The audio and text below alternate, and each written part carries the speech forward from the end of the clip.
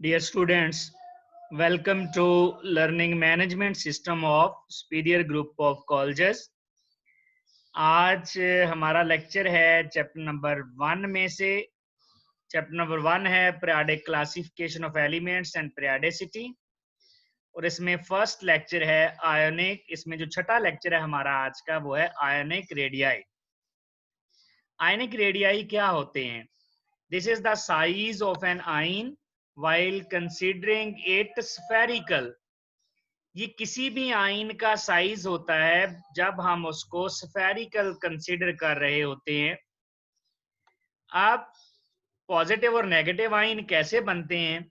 When a neutral atom loses electron, it becomes positive ion, and when a neutral atom gains electron, it becomes negative ion। Electron के gain से negative ion बनते हैं, anions बनते हैं, और electron के loss से cations बनते हैं। आयनिक रेडियाई दो तरह के हैं, एक कैटाइन और दूसरा एनाइन वाला। ये बहुत इंपॉर्टेंट शॉर्ट क्वेश्चन है। Size of cation is smaller than parent atom.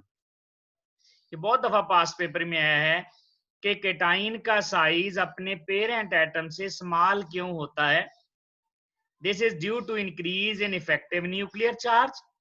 जो कैटाइन है, जब उसमें से इलेक्ट्रॉन निकल जाता है, इलेक्ट्रॉन के निकलने से अब प्रोटॉन और इलेक्ट्रॉन की रेशियो इम्बैलेंस हो जाती है। प्रोटॉन अब ज्यादा है, इलेक्ट्रॉन थोड़े हैं। प्रोटॉन ज्यादा हैं तो इफेक्टिव न्यूक्लियर चार्ज भी बढ़ जाएगा और प्रोटॉन इलेक्ट्रॉन को अपनी तरफ अट्रैक्ट करके साइज को स्मॉल कर देंगे। दूसरी वजह लॉस ऑफ शेल भी हो सकता है। जैसे सोडियम है, उसके वैलेंस शेल में एक ही इलेक्ट्रॉन होता है, तो जब एक इलेक्ट्रॉन भी निकल जाएगा तो एक शेल ही खत्म हो जाएगा, और शेल जब कम हो जाएंगे, नंबर ऑफ शेल कम होंगे, तो साइज भी कम हो जाएगा। जैसा कि सोडियम है, इसका एलिमेंट जो हमारे पास एटम है, उसका साइज 157 पिकोमीटर है, लेकिन जब इलेक्ट्रॉन निकल जाता है तो 95 पिकोमीटर रह जाता है। Size of cation is smaller than parent atom. अगर हम एनाइन का साइज देखें, पहले ग्राफ देख लें इसका, कि ये हमारे पास lithium, sodium, potassium, rubidium, caesium है। ये पहला ग्रुप है। जैसे जैसे एटॉमिक नंबर बढ़ रहा है वैसे वैसे साइज भी बढ़ रहा है। इसका मतलब है नंबर ऑफ शेल्स बढ़ रहे हैं, शील्डिंग इफेक्ट बढ़ रहा है, इफेक्टिव न्यूक्लियर चार्ज कम हो रहा है। अब अगर आप इनके कैटाइंस देखें, lithium, sodium, potassium, rubidium, caesium के कैटाइंस, तो देखें लिथियम का साइज बड़ा है, उसके कैटाइन का साइज छोटा है। सोडियम का साइज बड़ा है, कैटाइन का साइज छोटा है। पोटेशियम का साइज बड़ा है, कैटाइन का साइज छोटा है। तो पॉजिटिव आयन के साइज छोटे होते हैं अपने पेरेंट एटम से। जैसे रुबिडियम है, कैटाइन है, उसका पेरेंट एटम क्या है? रुबिडियम, तो रुबिडियम आयन का साइज छोटा है। लेकिन ट्रेंड सेम है। जैसे देखें down the group atomic radius बढ़ता जा रहा है, वैसे ही down the group ionic radius भी बढ़ता चला जाएगा, क्योंकि साफ ज़ाहिर है down the group number of shells ज्यादा होंगे, शील्डिंग इफेक्ट भी ज्यादा होगा। आयनिक रेडियाई, अब एनाइन का अगर साइज देख लें, ये ग्रेटर होगा पेरेंट एटम से। वजह due to increase in electron electron repulsion. जब एक एक्स्ट्रा इलेक्ट्रॉन किसी भी एटम में ऐड कर देते हैं तो वो एनाइन बनता है। अब एक एक्स्ट्रा इलेक्ट्रॉन आने से उसमें इलेक्ट्रॉन इलेक्ट्रॉन रिपल्शन बढ़ जाती हैं। इलेक्ट्रॉन इलेक्ट्रॉन रिपल्शन को शील्डिंग इफेक्ट या स्क्रीनिंग इफेक्ट कहते हैं।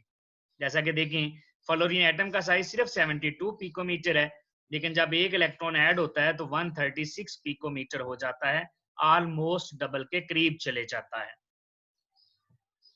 नेक्स्ट ये देखें, हमारे पास फ्लोराइड, क्लोराइड, ब्रोमाइड, आयोडाइड का साइज, और ये उनके एटम है। एटम का साइज छोटा होगा और उसके नेगेटिव आयन का साइज बड़ा होगा। Size of anion is greater than parent atom. जैसे क्लोराइड है तो उसका पेरेंट एटम क्लोरीन है, तो नेगेटिव आयन का साइज बड़ा होता है, क्योंकि नेगेटिव आयन में एक्स्ट्रा इलेक्ट्रॉन आने से शील्डिंग इफेक्ट ज्यादा हो जाता है। अब ट्रेंड देखें, जैसे जैसे एटॉमिक नंबर बढ़ता जा रहा है वैसे वैसे साइज बड़ा होता जा रहा है। तो ट्रेंड सेम है। जैसे एटम का साइज डाउन दी ग्रुप बड़ा होता जा रहा है एटॉमिक नंबर बढ़ने से, वैसे ही वैसे आयंस का साइज भी डाउन दी ग्रुप बड़ा होता जाएगा।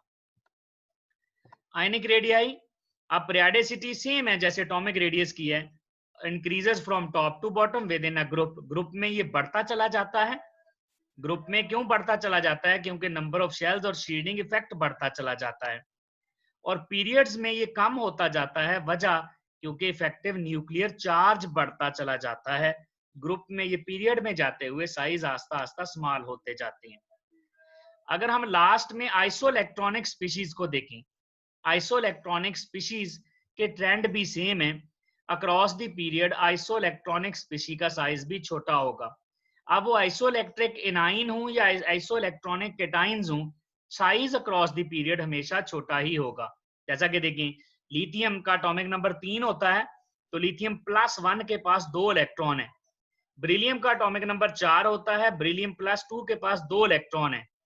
तो लिथियम और ब्रिलियम आइंस के पास 2-2 इलेक्ट्रॉन है दोनों के पास। इसका मतलब है ये दोनों आइसोइलेक्ट्रॉनिक्स हैं।